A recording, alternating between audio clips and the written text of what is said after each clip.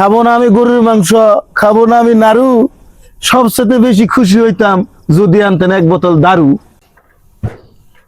ইরিশালা দরদারে এদের মা ও এক গ্লাস পানি দেছে, পানি খাই। আগে তো গুনো গুনো জামাই এইবার তো না, এখন মেলা দিন ধরে যায় জামাই আহে না, জামাই মানার আবো না। কেরা কয় আব্বা এই যে আমি আই পড়ছি। আসলেই কাম হবো না জামাই, এবার দাওয়াতের কোনো আয়োজন করি নাই, তুমি যাও গা। শ্বশুর বাড়ি আইতে আবার কোনো দাওয়াত লাগে না? আমার শ্বশুর বাড়ি, আমি যে কোনো সময় একাই আজম, আবার কি আর দাওয়াত কিসের?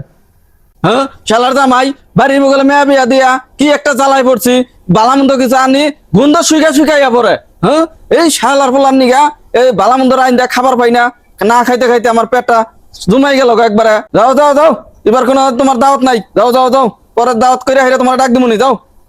দাওয়াত করনে বেলা কত অন্ধে বাজার থেকে নিয়ে মানে খাসির মাংস, গরুর মাংস, পোলট্রি, ইলিশ মাছ, বড় মাছ, বুড়া মাছ সব নিয়ে হানগা অন্ধে আইরা জামাই আইছে, জামারে খাওয়ার লাগো না? হ্যাঁ এত কিছু নাম যে কইলি, এত কিছু জীবনে তোর বাপের জন্মে দেখছ?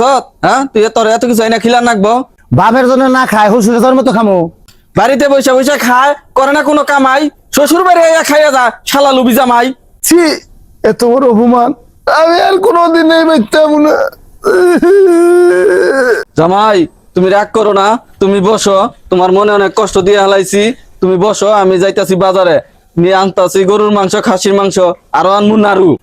আমার মন ভেঙে গেছে আব্বা, খাবো না আমি গরুর মাংস, খাবো না আমি নাড়ু, সবচেয়ে বেশি খুশি হইতাম যদি আনতেন এক বোতল দারু।